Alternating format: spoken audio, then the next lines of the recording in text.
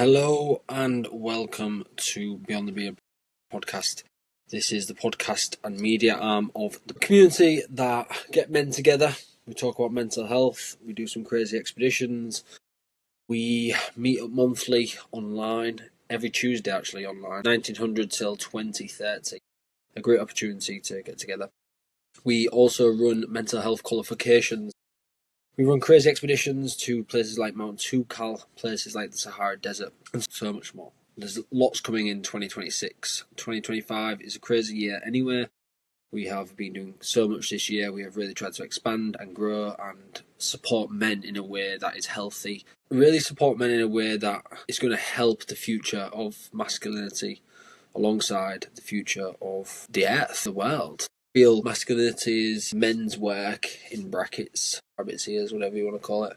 Men's work is often seen as this spiritual facade, whereas we're trying to hit more of a client base and men who are not in any way, shape or form spiritual, but are still looking for something deeper than their normal life. So that is what the Brotherhood podcast is about, Beyond the Beard. So this is just me today. We have no guests, so welcome to the podcast. I'm going to just cover a few topics, a few questions. Some of the lads have sent in some questions here, so I'm just going to go through them best I can. Maybe give a bit of perspective, maybe give some personal experience, and just see how it goes. There's no outcome, there's no one to introduce, just me, myself, and I. So I am Naoki Nayati, the founder of the Brotherhood community. I am 27, 28 in October, and the Brotherhood has been my baby since day one. I actually originally set it up with another guy who's on a very different path now, and all the best to him. I hope it goes well. But I decided to take the reins. This is very close to my heart. So I'll just go, why did I set the Brotherhood up? What a painful story really, but I set the Brotherhood up because my best friend, Foz, committed suicide. So I've somewhat always been interested in helping people. It first started off down a spiritual path, which come to an end somewhat. I still find spirituality interesting in a sense. I still find extraterrestrial things, outer-worldly things interesting. But what I also found within that is there's a lot of fake people. A lot of people doing it because they think it's cool or they want to make Instagram reels. Whereas for me, it was more, I wanted to just be a better human. I wanted to get sober. I was heavily addicted to opioids and dissociative drugs, and I just wanted to get sober. That's what I wanted. I wanted to get sober, stop the drugs, and hopefully find in there some form of meaning or purpose. And spirituality or shamanism mainly given me that for many years, but it's also come to a point since 2023 where I've decided to take a step back and really focus on the men's work, not including spirituality or shamanism, really focus on what works truly here. And this is from this year, probably a decade of personal research into where we are, why we have certain behaviours, why we turn to things that are not healthy for us or beneficial to us in the long term when something goes wrong or you feel a certain emotion, grief. So that is why I set the Brotherhood up, and that is what the Brotherhood was at the start, but it's not that now. The Brotherhood now is we run expeditions, therapeutic adventure. That's what we're going to coin the term, adventure therapy or therapeutic adventure. So I've teamed up with a good friend of mine, Hugo Metcalf, who is a psychologist and psychotherapist. He helps run the expeditions, but the Brotherhood itself is mine. So that's sort of what the Brotherhood is. We incorporate different types of therapy within that. So Hugo obviously has a background in psychotherapy. I have no doubt he'll be on a podcast sometime soon. And myself, I incorporate some cognitive behavioural therapy from a diploma that I completed, incorporate psychotherapeutic techniques from a basics in psychotherapy and counselling. I incorporate some coaching in there from a diploma I completed in 2020, I believe. Can't remember now, it's been a few years. And also many teachings of plant medicines. So for those that don't know, plant medicines are indigenous medicines taken And no doubt I can explain a bit more about what I did in the Amazon jungle. I spent some time there training with indigenous elders and stuff. A lot of the teachings that I offer, a lot of the insight I offer is from the medicine, from mainly ayahuasca, but since moving away from those sorts of things and really focusing on sobriety work, personal development, a lot of my teachings, a lot of my offerings, a lot of my wisdom, if you want to call it that, it is from the medicine. So that's what we sort of incorporate, that's what we sort of blend together. And this is not a cult. Someone said that to me before, this is not a cult.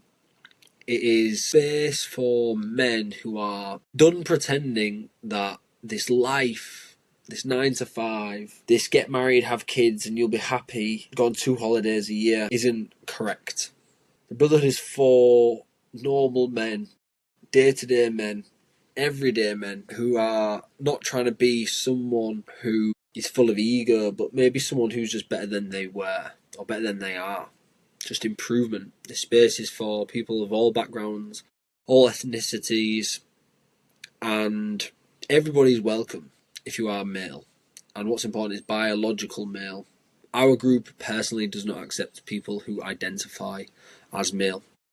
Unfortunately, that is my call, because I've done market research on the men I've asked, being spoken to privately, and the men said that they would not feel comfortable with that. So to that end, that is the boundary, which seems to be working. And there are other groups. So if you're identifying as male and you want to come and join our group, we will say no. But what we will do is offer you somewhere else. So we know multiple different types of groups like this, more focused on maybe more spiritual sides of things. So we're more than happy to send you over to them, who do amazing work, by the way. So this group is for biological men at birth. And that has come with some challenges, believe me, and some backlash. But I've also got to be true to the men. These are the men that need the help. And if they're saying they don't want that would make them feel uncomfortable. I've got to honour that too. So this group is really what most men need, but they don't know they need it till they've done something with the Brotherhood. A lot of people, before they come, are super skeptical. We've had people come on the retreats and almost not turn up. And upon leaving the retreat, they say to me, this has honestly changed my life. This has completely and utterly changed my life. And this is magic to my ears, how we can incorporate these things that we've learned, myself and Hugo, over years and years and years of practice. Between us, we've probably got 20, 30 years of practice with holistic therapies or therapy. So we've seen a lot of people, we've seen a lot of clients. We know what works and what doesn't. And also, from myself, from a personal perspective, I had nobody when I come through that depression, when I come through that getting sober from drugs. I had nobody, not a single person. I was by myself. And I pulled myself out of that. I held on for dear life through all the rocky shit. And I'm super proud of myself. And during that, you learn a lot. You learn so much about yourself. So during that time, I learned that doing hard things, like physically challenging things, is the peak of experience in life for me. Seriously, I find so much wisdom, personal wisdom, so much things about my life. Things come up for me where I can then view it more objectively and implement change. I also struggled to implement change at the start, so now I know what works and what doesn't, so we offer that to the men too. So I'll just go down these questions. I think I've answered a fair bit about what the Brotherhood is. Obviously, we can talk about what the Brotherhood is. It's multifaceted, I suppose. But for now, I'm just going to go down these questions which the men have asked in the chat. Just try and cover them. Oh, one point that I did want to know, actually, is I was just explaining about the things that we do. Lol. So we have multiple big expeditions a year, usually abroad. We have monthly events in Ireland and the UK. We have weekly events on Zoom every Tuesday, 1800 till 2030. We are also trying to get more events happening every year. So 2026 is the year that we will guarantee be putting on at least one event a month. So this might be local in the UK and Ireland. Well, it'll definitely be in the UK and Ireland. And then these bigger events will probably put on four to six, maybe. We'll see. So I just want you to know that's how frequent these things are that we do put on. And we also have a private WhatsApp group. So this private WhatsApp group has got 113 men in now.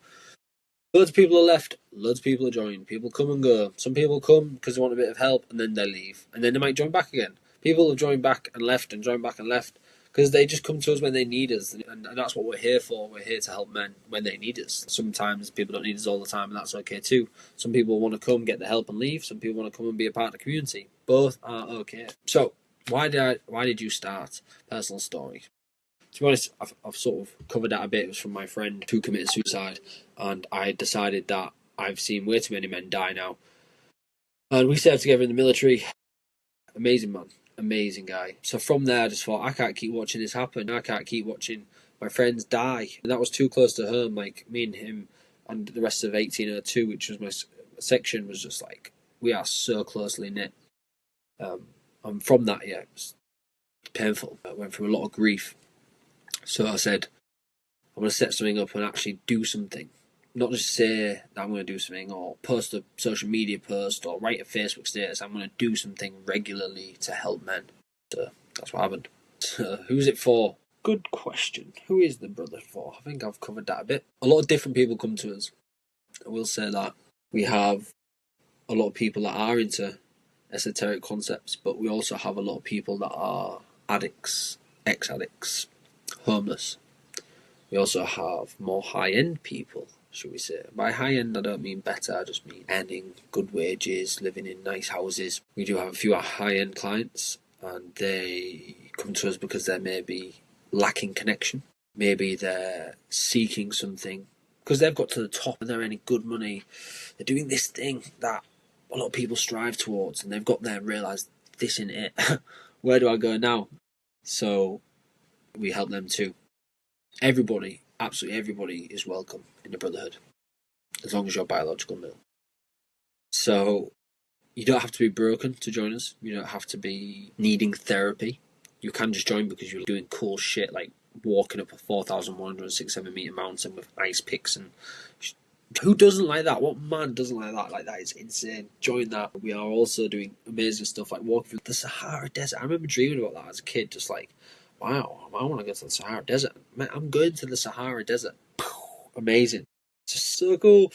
So if you just want to do cool shit, come join us. If you want to come get therapy, come join us. If you want to come get coaching, come join us. If you just want to be a part of something, come join us. If you want to be a community, come join us. If you want to grow, come join us. If you want to be held accountable, come join us. We have many different types of people.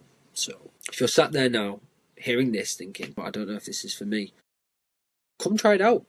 That's all I'll say. Come try it out. Come to an event, one single event. You don't ever have to come to another event again.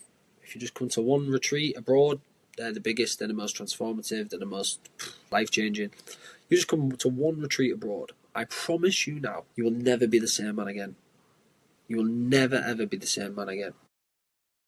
I can't remember anybody who's said, no, that was shit, or somebody who said, I'm the same person. not a single one. And we've held, so probably at the time of hearing this, we probably held 3 retreats in the UK, 1 retreat abroad, another retreat abroad at the end of this year. So I'd say we've probably held maybe 5 large retreats. I'd say nearly, probably 5, so 2, 4, 6, I'd say coming up to close to 100 men. And not one person has said that this hasn't been beneficial. So, and if it hasn't been beneficial to someone who's come on a retreat and you're listening to this, come and tell me. Come tell me why. Like, let's get some feedback from that. Teach me. I'm all ears. My ego isn't inflated enough that I will get upset at what you say. I'll use it as a point of growth. So, please. What actually happens in the Brotherhood? Covered that. Visit tricks, Zoom calls, one-to-one coaching, giving you techniques on how to actually calm your nervous system, be a better man, communicate more effectively with your partner, your son, your daughter, connect with other men. It's a passages, somewhat, these crazy transformations. Amazing conversations, there's loads. So that's what actually happens. Is it religious or spiritual? No. Oh. N-O. No. I'm just going to repeat that. Is this a spiritual group or religious group? No. This is not a spiritual group or religious group. We incorporate aspects of spirituality because it's transformational. But we use the words ritual. We use the words mystical. We use the words... What other words do we use to... We don't use the words ceremony, okay? We don't use the word healing. I use the word healing sometimes because it's been in my vocabulary for so long, but I'm trying to move away from that. We don't heal people. We don't have a magic wand and say, oh, there you go, you're now healed, you don't have anxiety. But what we do is teach men how to calm their nervous system, how to breathe properly. So when they're then having a panic attack, they can just come back to the thing that we taught them a few weeks ago and practice regularly and get better. So then in a few weeks, a month, a year, they're not having panic attacks. Or if they are, they feel it coming up, they can breathe correctly so that it goes back down. So they can relax into the nervous system. They realise they're safe. So we also incorporate, this is something that we do on the retreats, is this idea of creating an environment that enables change. So from myself and Hugo, we have devised this amazing way to facilitate change. And one of the aspects of that is opening something. So in spirituality, it would be called something like opening space, having a ceremony. We don't use those words. But what we are doing is we are creating a distinct start to your journey. And at the end, we will create a distinct end. So those 2 points will be very formal, will be very distinct. You'll see them clearly.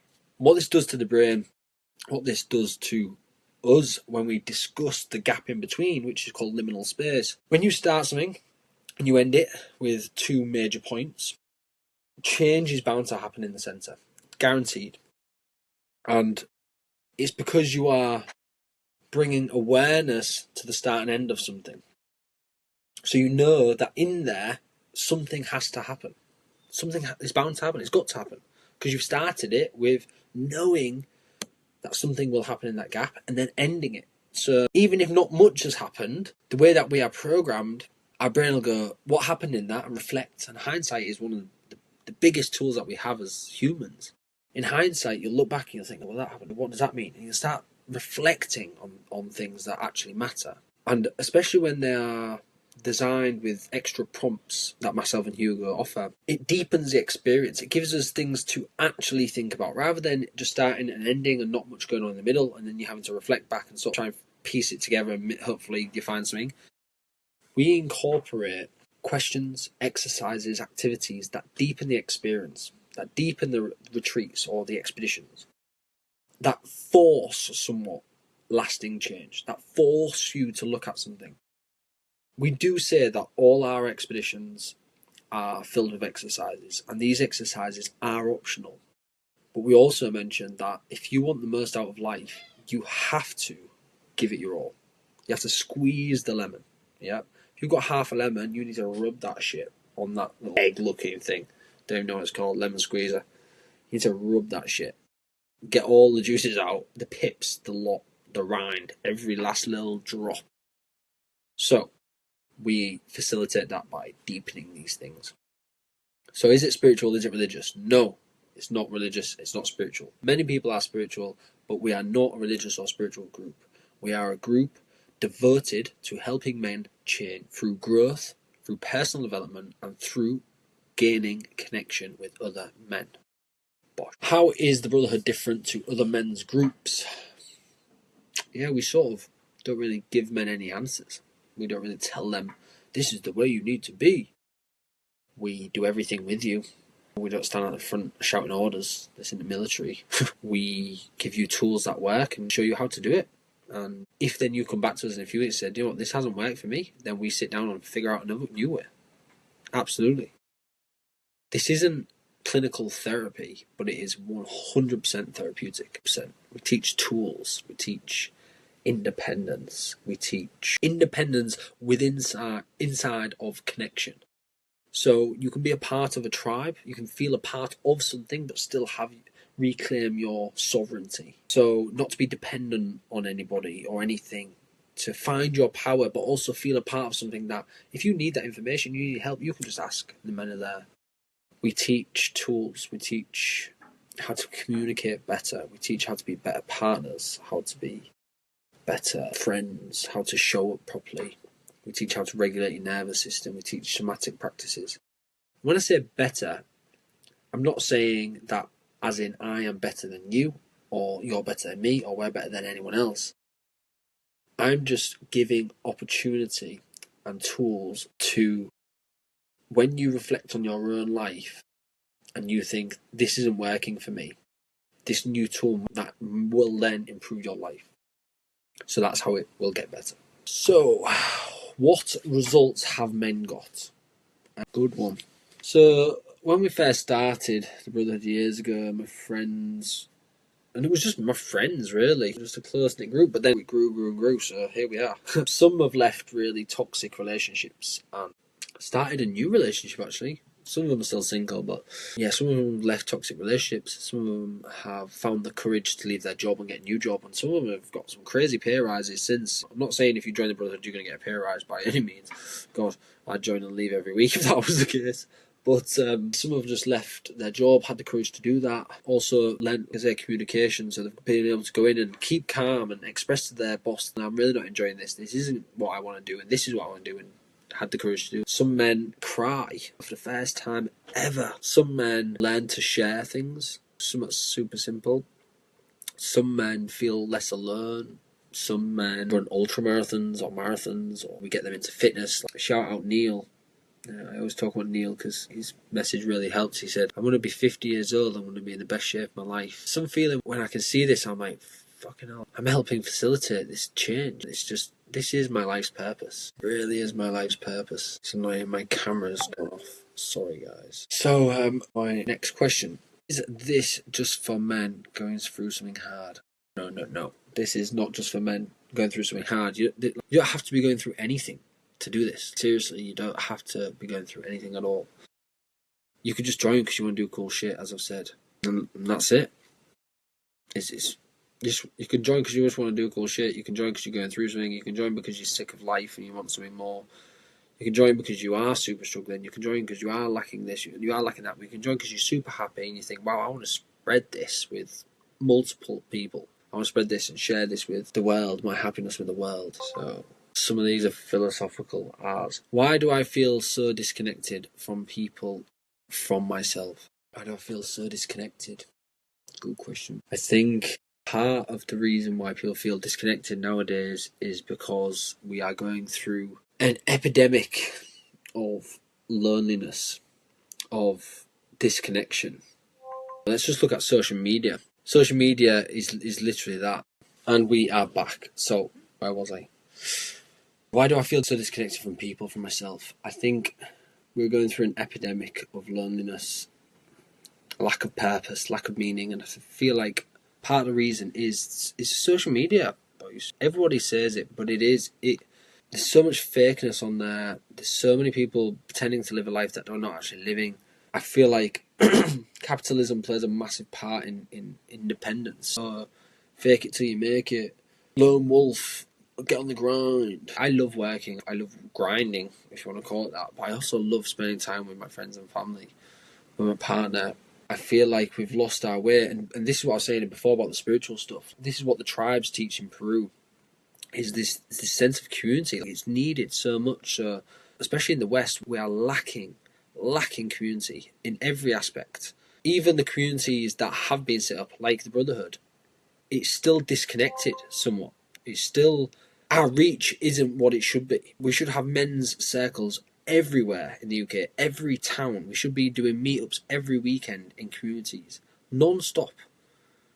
So, yes, the Brotherhood is one aspect of a failing system and something that's wrong and trying to put a piece of it back together. But we can try as hard as we want and there's still going to be some disconnection somewhere because people don't want to get involved because they've lost touch with what's actually important. Community is up at the top 5, I'd say, within the top 5 of things that you need in life. Like food, water, shelter, community, I would say. Unless I get new information that tells me otherwise, I'm actually going to just go with that. Like water, food, shelter, community. By community, I mean friends, family, people who can help you, look after you, people who can support you in a way or in that way. So why do I feel so disconnected? Because there's a loneliness epidemic and people aren't being in community anymore. People watching all this stuff online, getting involved with stuff where they think, God, I'm not like that. I don't drive those fast cars. I don't do this. Comparing themselves to others. And also, point to note, you feel disconnected because you're probably out of your body. Coming back to reality, coming back to these somatic practices, coming back to the body wholeheartedly, not smoking weed, not doing drugs, not drinking alcohol, things that help you dissociate from actual reality.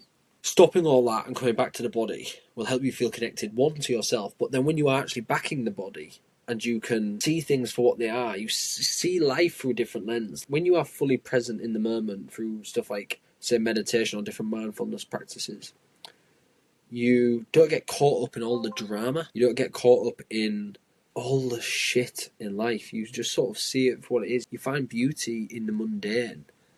I find that most men just have acquaintances. I put a quiz out on my website and on my Facebook, and one of the questions on there is, do you have a mate that you could really trust and talk to if things went bad?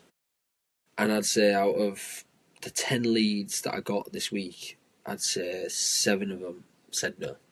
What are we doing in the world if that's the situation, where a man doesn't have somebody that he could go talk to or feels like he could? And I feel like it's because usually most men just speak empty words to one another. You're right, mate. Good you. Sound, mate. You're not fucking sound. You're shit. You hate your life. Why do you say that? Comes back to being authentic. Comes back to being able to express that. The trouble of expressing that. The resistance in the body. The choking up. The tight chest. People don't know how to talk to one another. And they're scared that if I tell them and he's going to ring matey boy and get me sectioned and do this, no one's going to do anything. When you say to someone, I'm having a real shit day today, people go, oh wow, what's happened? They're actually inquisitive. They want to know. They want to help you. Most humans just want to help other humans, for the most part. People don't want to see struggling and worrying, disconnection, stress, anxiety. Nobody wants to see that in somebody else. It's horrible. So it's difficult. We should live in a world where we're free of all that, but we're not. So why not say that? Why not say, I'm struggling, I need help? Why not say, do you know what, my life ain't great right now when someone asks you? It's because people don't have a friend that they feel safe enough with that they could do that. Some people do. Amazing, well done. I'm super proud of you, boys. That's amazing. Do not give that brother up. But most men don't. Most men just have acquaintances or work colleagues. A work colleague and a friend are two separate things. You can have friends at work by any means, but a work colleague and a friend, two separate things. Someone you can rely on, someone that you can ring at 1 o'clock in the morning who's going to answer the phone because they think, oh, why is this guy ringing me? I need to answer this. So that's why I feel men are disconnected. That's why I feel men feel disconnected. There's a lot more to it than that. Obviously, I'm trying to shorten it down, but that's the majority of the reason. Am I doing enough? Good question again. Yes. The answer is just yes. Can you improve? Yes. Absolutely. Am I doing enough? Am I worthy? That should be the next question, really. They're sort of interlinked. Doing enough for what? Like, if you want to be a professional football player and you're only playing once a week, that's also our job as facilitators, is to hold people accountable. Am I enough? Yes, wholeheartedly. You are amazing, brother. But am I doing enough? Well, it depends on the situation. Obviously, you've got these societal pressures to perform, to provide, to protect as a man. And I feel like we can sort of enhance them and put them on ourselves and make ourselves worried and stressed. But in terms of that, I feel if you're trying your hardest, you're giving it your all, absolutely. If there's still space, room for improvement without making yourself ill or sick or having a detrimental impact on your life, then absolutely improve. As I use that analogy, if you want to be a professional football player and you're only playing once a week, man, you're not doing enough. You're just not. And that's as simple as it is. I feel like you've got to do what's optimal given the correct amount of time. I read a quote the other day that Elon Musk worked 20 hours a day or something. Crazy. Granted, he's a billionaire, but that's not right, boys. You don't have to perform at that to be good or to be worthy. That's why I said about the thing. You don't have to perform at that to be worthy of something. Worthy of love or worthy of... Your partner should love you regardless of whether you can provide for that week because you've not done enough work, or these sort of limitations that we put on ourselves, or these conditions. I'll be worthy, or I'll be enough when I do this thing. If you're trying your hardest, brother, and wholeheartedly, you'll feel it in your heart. You'll know Straight up, you'll know. If you know that you're doing enough, you're trying, brother, you're doing enough. 100%. If you know inside of you that you're not, that's as simple as it comes, really. So look here, how do I become a man I'm proud of? First of all, you got to figure out who it is that you want to become. How do you get there? I feel like, why are you not proud of yourself now? What have you done to cause the opposite of that? What's happened to you, brother? That's what I would be asking you. How do I become a man I'm proud of? What's happened to you for you not to feel proud about yourself? Who's told you that they're not proud of you? Because that voice that you're hearing thinking, oh, no, I'm not proud of myself, might not even be yours.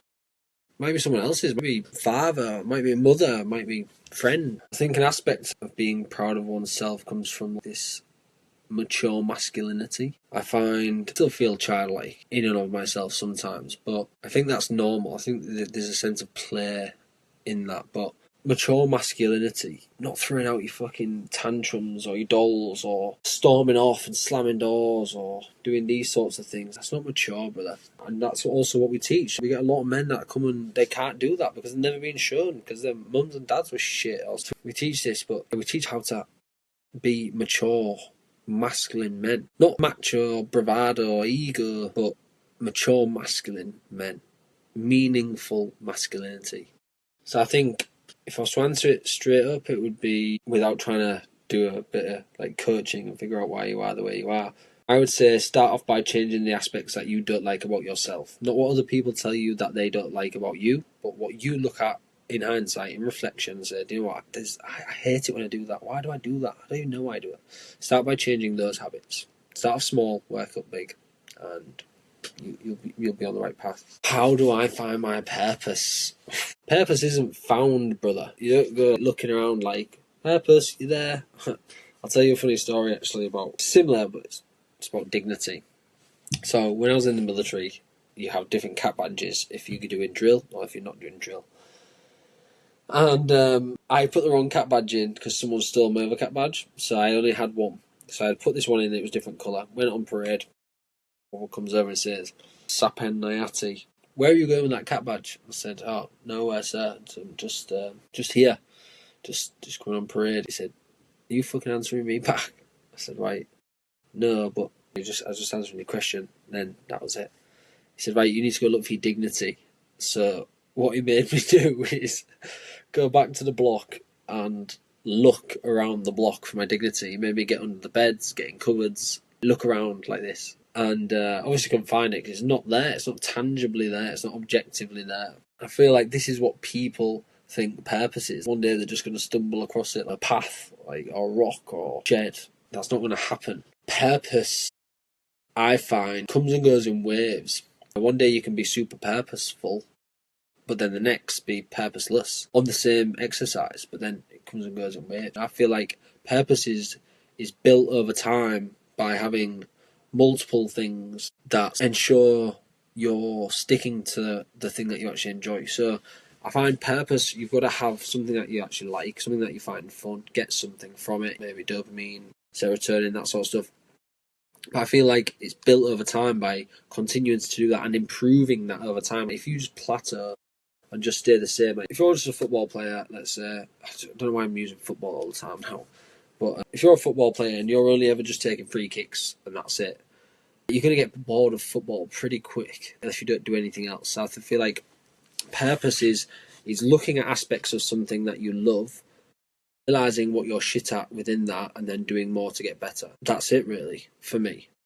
Like, purpose. Let's look at my purpose. I'll give you a personal account. So my purpose is to help men, be better partners, be better friends, brothers, dads, uncles. This is my purpose. I love it. I spend hours and hours working. I get tired, but I don't really get tired because I'm always trying to improve myself in a way that is then beneficial to other people. I'm always trying to learn new things. It's a constant journey. The day that you think that you're all, the day you realise you don't actually know a thing. So I feel like if you want to find your purpose, find something that you really enjoy doing, look at improving it in magnitude of ways, and reflect on it too through stuff like meditation or even just journaling in the morning or even with a cup of tea, man. Clients come to me and say, I don't want to journal, I don't want to meditate. Don't then. Sit on the toilet while you're having your shit and fucking think. Like, you don't have to do it or sit on a yoga mat or do any of that. You can literally do it in a shower, washing your armpits. It's exactly the same thing to me. You just do it in everyday context. Make it accessible. Like, don't call it meditation, call it reflection.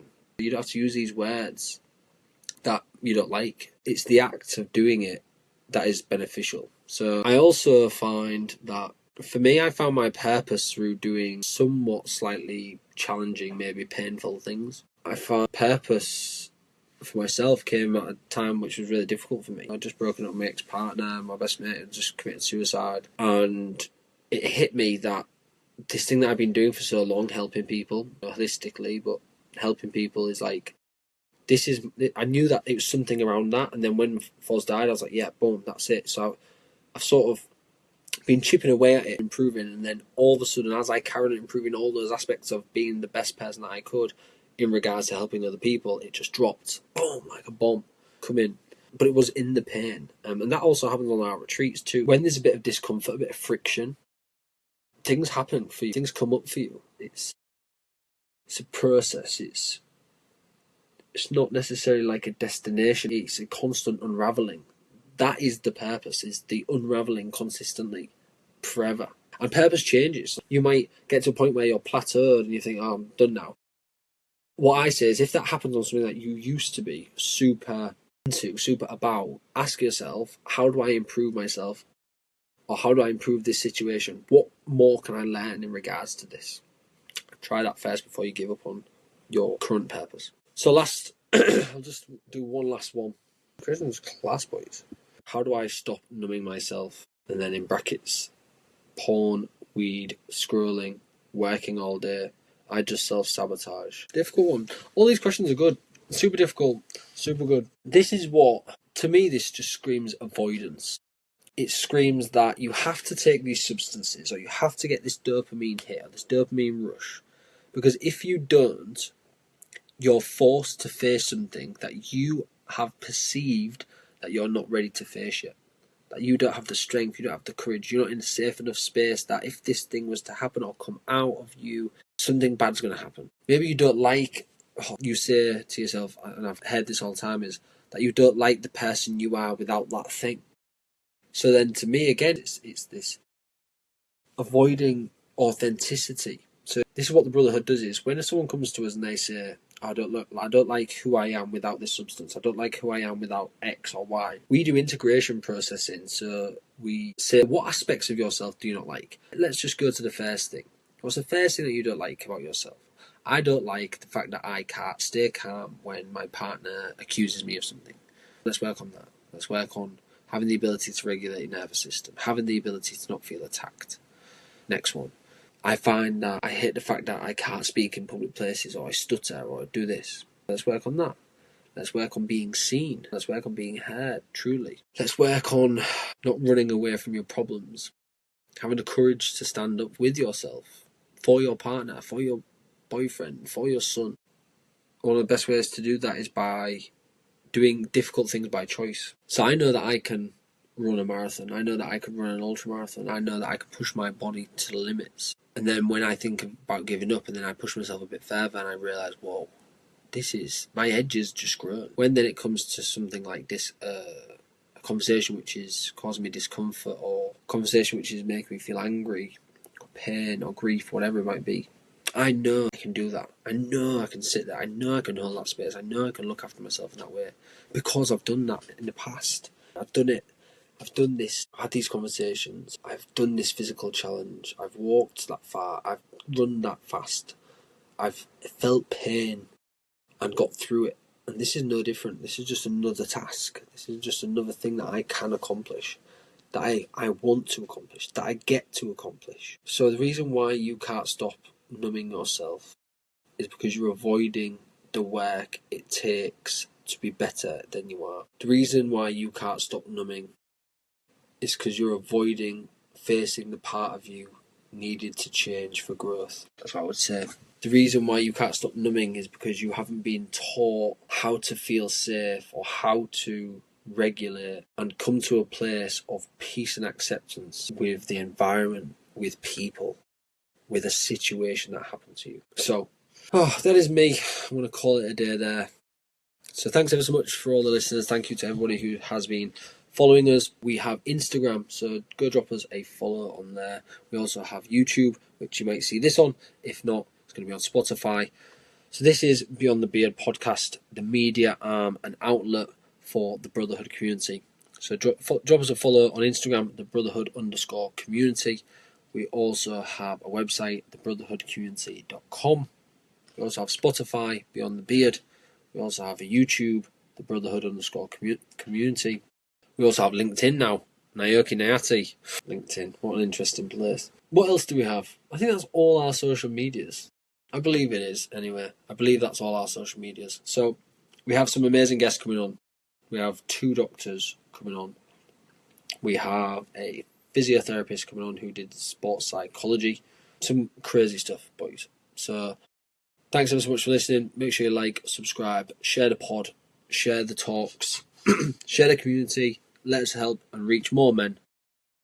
Let us help some brothers. Let us help your brothers. Let us help your uncles, your dads, your granddads. Big love. Thanks ever so much. And I will see you all very soon. Let's go.